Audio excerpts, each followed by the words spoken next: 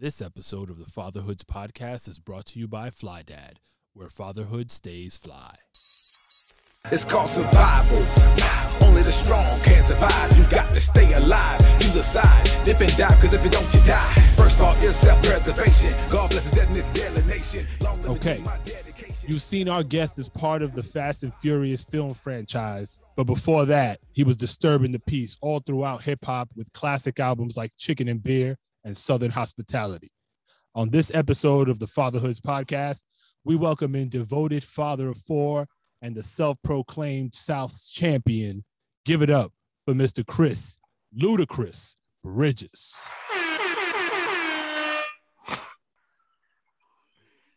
Luda, welcome, man. What up, man? Glad to be here. Thank you guys for having me. Yo, thank you, brother. We're looking forward to this, especially just given what you mean to fatherhood, especially lately, like all the things you've been pushing for a long time, and now I feel like coming to a head as far as how seriously you take being a father. Oh, for sure. Yeah, I'm curious when you kind of decided, like, I'm gonna go down this path, because it definitely feels like, all right, you are in this space of being a champion father and promoting, you know, those safe spaces for kids. When did you make that kind of flip? Yo, if you guys are talking about Karma's World, or even back to is Kid Nation or Karma's World come first? Which Karma's one World came first. So Karma's World is this whole idea was birthed. My oldest daughter, who is now 20, by the way, when she was 6 years old, came to me and said she wanted to rap. She would always barge in the studio and say she wanted to do music. So I had to sit her down and say, if you want to do music, you have to talk about what goes on in your life and in your world. And that was basically education and, you know, morals and trying to understand life, you know, and occasional fun. So you just heard the math correctly. This is 14 years in the making. And so, you know, I basically have been doing this for 14 years, and I was all inspired by my oldest daughter and just trying to think that there's not as much current good music for kids out there. So I wanted to create a space and be the first one that could have children's music that can compete against what's on the Billboard Top 100 right now. And that's kind of birthed the whole idea. And then animation came later and storyline, and now a whole show. It's on Netflix. It's all around the world, 190 countries simultaneously. But to answer your question, this is over a decade in the making, 14 years to be exact. And then from there, I had more kids, and that birthed the Kid Nation thing. And so it's a balance, man. I've been doing movies. I've been doing different projects. And the only sad part about all this is I kind of put Ludacris on the back burner to get these projects to the forefront. And that's pretty much it. But besides that, man, full-fledged father, all about trying to just enrich and enlighten the new generation. Damn, son. That's it in a nutshell. Yo, it's crazy because, like, I know you're an actor, you're a crazy, you know, lyricist, and it's easy to, I always look at actors like, yo, he's probably trying to punk me right now because he's an actor, like he's a professional liar. But everything that you just said was so genuine, like it's awesome. Like, yo, you closed your eyes right now when you were saying it. Did you notice? I didn't notice, but I know it's coming from a pure place. I'm not here to shuck and jive, you guys. I'm not here to tell any lies. Nah, I know. Man, we got a short time on this earth, man. We don't have time for that. This is the real deal. That's a fact. Yo, I mean, this is probably a great time to bring in a question from DJ EFN, who's logging in remote right now. So let me cue that up. But here it is. Perfect. Yeah. I hope you're ready. This might be a tough one, so get ready. All good. So a question that we ask a lot of our guests, and you know, it's important to see how someone like yourself, at the caliber of what you're doing and where you're at in your career, how you manage this, is being a proactive father and parent. How do you find the time to be creative?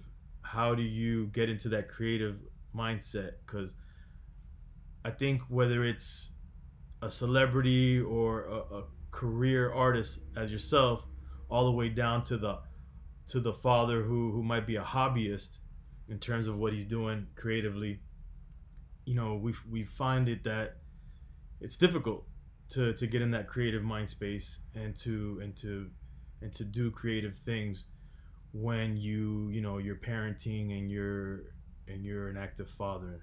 So I'm curious to see, how do you approach it and how do you get yourself in that mind space?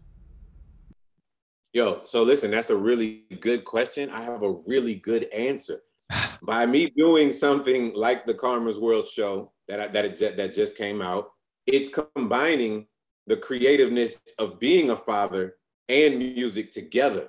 And that was part of the goal. How can I do something that's not a far stretch from the organic lifestyle that I live of being an entertainer and a rapper, but also trying to be an active father and be here for my kids? These are the perfect answers, the Kid Nation and the Karma's World that are both out right now. It's almost like I use my kids and my family as my consultants on my work and creativity now. I use them to inspire me to do all of this stuff. So that was the genius in me being able to make this happen. So it's not that difficult for me to get creative because me being an active father is what inspired this stuff to happen. And your oldest was like an infant when your rap career kind of took off, right? Am I doing the math? Yeah. So my oldest, she was born in 2001. So Back for the First Time came out in the year 2000. So okay. Yeah, 1 year after my first album, she was born. Got it. So at that juncture of your career, like if you take it all the way back, right? How was managing? Were you still on the radio, or did you finish your radio career at that point? I was on the radio until 1999, maybe 2000. So right before the first album dropped, because Incognito, the independent album, was out. I was still working at the radio station. Okay, so Karma's born. Now you're a dad. You're in transition between radio and the full-fledged hip hop life. And you're on the road. You're on the road. How was it then juggling being a dad and your career? Oh, very difficult because I wasn't at home as much. I mean, I hit the ground running. Of course, I was all over the place, going crazy, but I was still there as a father as much as I could be, just not maybe as much now. But of course, we've been through a pandemic. Everything has slowed down. Everything's changed. But to answer your question, definitely far and few in between. But, sometimes it's not about quantity time. It's about quality time. I made sure I spent the quality time. Dope. So we often I think, we tend to overthink some of these things sometimes because it's when we're having our own conversations, and we're talking about going on trips, we're like, damn, is this going to fuck up our kids? They're not going to see us for a couple of days. Right. I mean, I'm sure you probably went through all that kind of stuff as well. And did you get to a point where you're like, I'm not going to overthink this anymore. It is what it is. And yeah. I got to a point where definitely I'm not going to overthink it because I knew that the quality time that I did spend with her was the type of quality time that's going to help make her understand that I was there for her in her times of need during her development process. And she knows that daddy's out here getting this paper. I'm trying to make sure everything is taken care of in the household for longevity, for legacy. So she knows that for sure. How do you look at, because you got, of course, a 20-year-old, your younger girls probably don't really comprehend it just yet, but you're a celebrity. There's the assumption of, being rich that comes with that. How do you look, especially Karma, I guess is the best one to put in this context. How do you talk about like, honey, we not rich, I'm rich? Kind of like what Shaq said recently, right? My kids are older now, and they're kind of upset with me. Not really upset, but they don't understand. Because I tell them all the time, we ain't rich, I'm rich. Yeah, we don't, no, you got to have bachelor's or master's, and then if you want me to invest in one of your companies, you're gonna have to present it, boom, boom, boom, bring it to me. I'll let you know, I'm not giving you nothing. And of course, you're gonna share your wealth with your kid, but like, I would imagine you're trying to help her establish her own footing. How do you go about that? Yeah, I would be doing my kids a disservice if I just, at the time in which they become grown, give them everything. The whole goal is to teach them how to fish. I have the means to be able to educate them much further than what a regular school might be able to do. Teach them about money, teach them about saving, teach them about entrepreneurship, about business, about resilience, about how to be a strong, independent, just individual growing up until you feel like you want to make your own decisions in life. And so I think all of that stuff is extremely important. And I just try to give them all of the jewels and all of the game that they can have, and then let them use it at a certain point for themselves. But to answer your question, I give hand ups. I don't give handouts. Ooh, That was a bar. That's the next track. Right. There you go. Do you find like your kids in their varying ages that they capture that, comprehend that, however you communicate it to them? If they don't, I continue to reinforce it and let them know. My 7-year-old just asked me yesterday, like, Daddy, she was watching television. She saw a commercial. I was like, can you get me this? I want to have this. And I told her, you keep doing your chores and you have a certain amount of money on your credit card and you can get it by yourself. You just got to keep working hard. And she's 7 years old. So if that doesn't answer your question, then I don't know what else will. I'm already on my kids that they have to earn the things that they want. Daddy's not just going to buy them everything. Love that. And out of your 4 kids, do you have what's the mix? Do you have boys and girls, or is it all girls? So I have all girls, man. I'm a girl dad. So Okay. it goes back to the first question of, how do I make this stuff happen? I was inspired by my girls. This is where Karma's World, the animation, came from. It's about empowering young girls. It's about empowering women, period. And so that's what it is, man. I'm just kind of like listening to what the Most High is trying to tell me. If I've been having kids and all 4 of them are girls, then he's like, okay, we want some powerful women out here. We want even more powerful women out here than there are today. Yeah, that makes sense. And how influential were your parents for you in coming up, and what kind of things did they pass down to you? Oh, yeah. That you carrying on and embellishing upon? My parents were definitely go-getters. They were the type of parents that both of them had at least 2 jobs at the same time, a piece. Like, my mom worked for a real estate agent and she worked at a real estate agent, and she also worked at a bank and went to school. My pops worked at like a shoe store and he was a manager of a pizza place when they were in college. This is in college. Wow. So I'm like, it was just go-getters, man, just go-getters. And I definitely inherited that hustle mentality from them. You just said something that happened to me yesterday, actually, also. So my 5-year-old daughter, we just got, and probably everybody's getting this now, like the Amazon, what used to be like the Toys R Us book with all the toys and shit, the gift guide. So she brings that downstairs and she's like, Dad, how much money you got? And I'm like, oh, what's the question about? And then she like flashes this thing. She's like, I want this. And she's like, it's $199.99. I was like, $200? She's like, no, it's $199. And I'm like, nah, you can't have that. And she's like, oh, you don't have it? And I'm like, oh, I have it, but that's not how we doing it. Hilarious. So I had to go through that, kind of similar to you, but you're way, you got credit card for your kid and chores and shit. This one, I'm working on getting her to that level, because it's the same thing. Like, it's not about, do we have it? We can get it, but you got to bust your butt for it so that you can actually earn it. 100%. There's something on Kid Nation. There's this, the to-do list. There's this song and video on there. And like, the kids watch it one time because they see that the girls are working, and then, they get to have a party at the end. I remember my daughters watching it, and it was like, they just started doing the dishes. I was like, what are y'all doing? It was like, we want to make sure that we do our chores so that we can have a party too.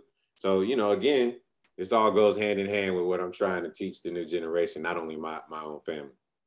Talk a little bit about Kid Nation for those that might not be in the know, and just, I guess, the importance of these safe spaces online.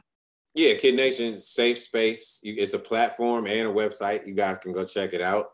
It's all original content, safe music that's enriching and teaching children certain things. And at the end of the day, it's like live action, a lot of live action, but there's also animation, but there's like music videos to start with. So that's building the foundation of what it is. Well, we're going to be launching Kid Nation 2.0 very soon. So this is a startup, man. It's a new company. We're on Delta planes right now. So if you go on Delta, go to the kids section and check it out.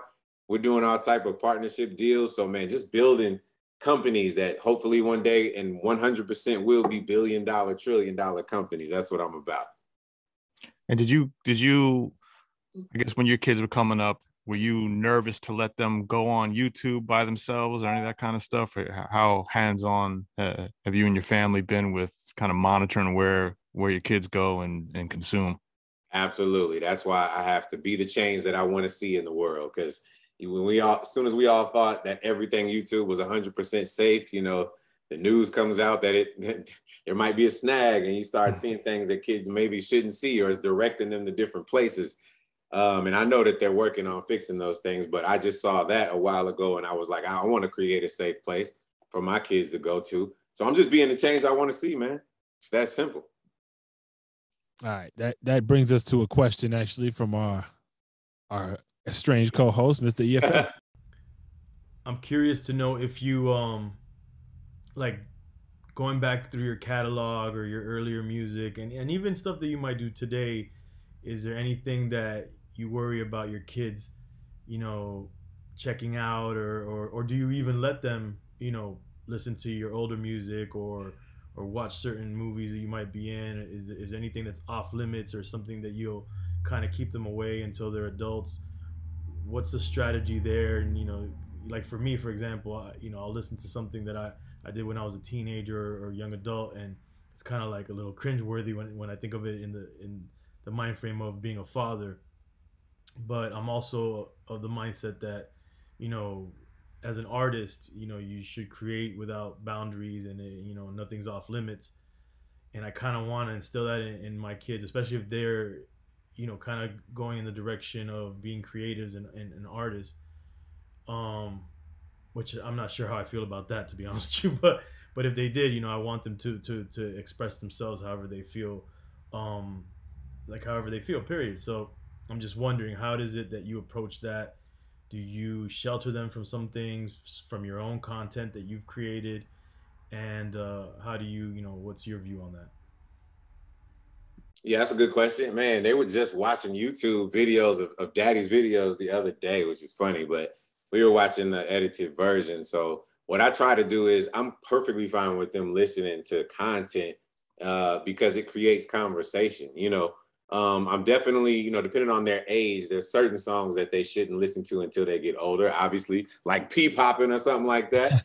But, you know, for the most part, as long as they're listening to the edited versions and not trying to say any of the curse words, I feel like, and they ask me what it's about, I try to explain it to them, you know, because, man, before you know it, our kids are going to be grown. You don't want to necessarily shelter everything from them. You just have to deal with it accordingly to their age group. And it's good to create conversation for them to ask questions, because it opens up a just very, very great line of communication with them. They're a lot smarter than we give them credit for. At what age with some of your kids have you had to have, or have you felt more comfortable with more adult conversations, knowing that some of the stuff is happening at school? Because my son is 9. And, you know, we've talked to him about some things. He's aware of quite a bit, but at the same time, like when it comes to sex and stuff like that, we haven't really gone down that path yet. They're in like crush mode right now. But I also like hear sometimes some of the stuff that him and his friends or his friends might be talking about. So I know that there's more going on in their own conversations and trying to figure out like, all right, when do I want to jump into some of this other stuff? I haven't even had this issue until I'll probably start having it this year, because my daughter, like Karma, and by the way, you know, I keep saying Karma just so that everyone knows, Karma's World, this show is out on Netflix in 190 countries right now, and the soundtrack is out streaming, so make sure you check it out and listen to it. Definitely. My oldest Karma just went to college. She went to campus this year, because last year she was doing school from the computer because of COVID. And so she's just now really out there in the real college world. So we've had conversations, but luckily nothing too deep yet. But I'm sure that those deep conversations will come soon now that she's out in the real world by herself. Are you ready? Or are you kind of hoping that this gets prolonged? I've been preparing. I've done as much as I possibly can for as long as I possibly can to prepare her for any way that any guy is going to try to come at her, to not be so trustworthy at first, you know, base her own decisions, be very careful, you know, just be able to, I've definitely prepared her. You know, I've given her a lot of game. Was she allowed to have boyfriends in high school or middle school? You know, the best way to answer that question is luckily she hasn't had it so far, so that we haven't had to have that conversation just yet. You a lucky dog, bro. Yeah, very lucky. I got Very two lucky. girls, and I'm like, I know I can't be the dude that's like, yo, I'm gonna fuck this dude. Nah, I can't play that game. But Yeah. but I, in the back of my mind, I'm just like, I hope this gets delayed. I don't want this to have, because I can't be that dude. Because if I start playing that game, I know we're gonna have a messed up relationship, and that's not worth it.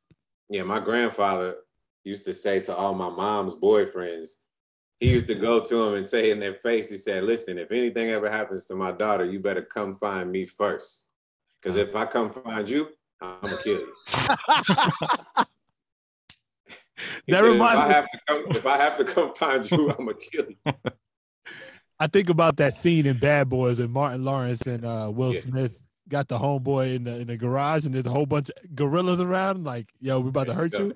My boys and I, that's what we like. Yo, when your daughter is ready, yo, we gonna pull that game. And I was like, nah, son, we can't. There you go. 100%. I got a question, keeping in the theme of like Halloween, since this episode is gonna drop right after. What is the scariest moment in your parenting journey so far that you can recount? Scariest journey in my parenting. Scariest moment that you've encountered as a parent? Probably Karma when she was, I don't know, maybe 10 or something. I had this Belgian Malinois. I have a dog, and we were in the pool for the first time when the dog was on the property, and the dog, I think, was so protective. He thought she was drowning. He kind of nipped at her. Nothing bad happened, but it scared the hell out of Karma. But I had to explain to her that he was trying to save her. He's trying to protect her. He thought that she was drowning. And just seeing her that freaked out, obviously freaked me out. But it hasn't been anything too bad. That's one of those things where she just realized how much the dog really loved her. He kind of nipped like he was trying to help her out, jumped in the pool, came after her, just wanted to save her because he thought she wasn't swimming right. So with your daughter leaving home, is this the first time that she's gonna be on campus? Is this will be the first time leaving home? Yeah, but the good thing is I live in Atlanta and she chose Spelman. So okay. All right. But still, how do you feel about that? Her just not being not gonna see her, 24/7, or just knowing that she's in the house. How does that feel to you? Listen, all you can do is do everything you can to prepare them before they leave. And then you just have to let go and let God. And so to answer your question, I feel good. I think she's well prepared. Dope. I like it. Positive. So, I got one final question before we leave. Yes, when is the next Ludacris music project happening? Yeah, it'll be next year, man, 2022. I had to put a lot of things on hold for this Karma's World project to see the light of day. My whole goal was to make something bigger than Ludacris. And you guys can mark my word, Karma will be bigger than Ludacris. Give it some time if you don't see it on the path of that now, since it's only been a week and a half. But if you realize that there's Times Square billboards and it launched all around the world, and today I've been doing interviews in South Africa, Mexico, London, Canada, we're on the path of being bigger than Ludacris. What better way to create something bigger than yourself than to be something that you actually created and put on this earth?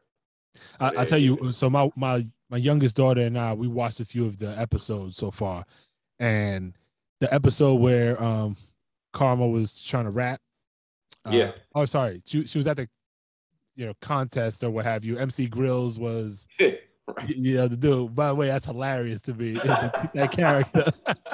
MC Grills is funny than a mug, yes. But I wasn't paying as much attention to the episode as I was to my daughter's reaction to everything, because I was like, all right, let me see, because a lot of times she watches content and the content is like they turn into a zombie. Exactly. Yeah. Exactly. Like she's just there numb, and it's just something talking at her.